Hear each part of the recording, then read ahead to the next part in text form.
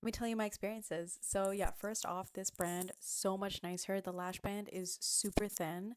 These lashes don't feel like anything at all on my eye. I will say for one day, lashes don't feel like much on my eye and I'm not irritated, but after a couple days, it kind of does irritate me. So we'll see after a couple days. But so far, the lash band not irritating at all. I actually did end up doing the lash map that I was going to say that I did. I did 12, 13, 13, 12, 11. So I felt a lot more of this on my eye than the other one. I think also that is attributed to improving my skill after seeing a bunch of people and how they do it. One of the things that I did this time that I didn't last time was actually like pulling up my eye, and that really helped because my lashes are Asian and they're straight. So then when I was putting on last time, I'm like, it's like touching all over the tweezers. Another thing that I did this time was instead of holding it at the base of the lash, I held it kind of at like the ends, like the tip when I was putting it on, because if I held it at the base, then these tweezers would get stuck in the glue or like the bond, and then it would kind of like pull the lash up and out.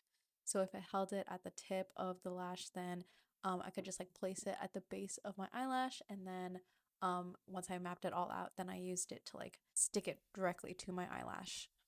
All to say, it actually was not as easy as all these other girls somehow know how to do it. I also think that they have more experience than me. So when I was doing it, I was like shaking, like I was sweating. I'm like, how are these people? Like, that's how I felt when I started with strip lashes, and now I can just like slap on a strip lash so fast. So hopefully over time, I can improve and do better and do and be faster.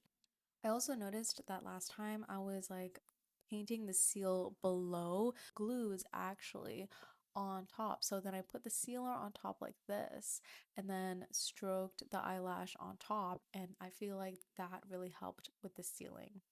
I think that's all my notes for this time. I'm gonna do the other eye and then show you the final look. Also, really take your time brushing in this bond and getting in all the little hairs because that really helped with sticking the lash onto my lashes. This is the final look with both eyes done.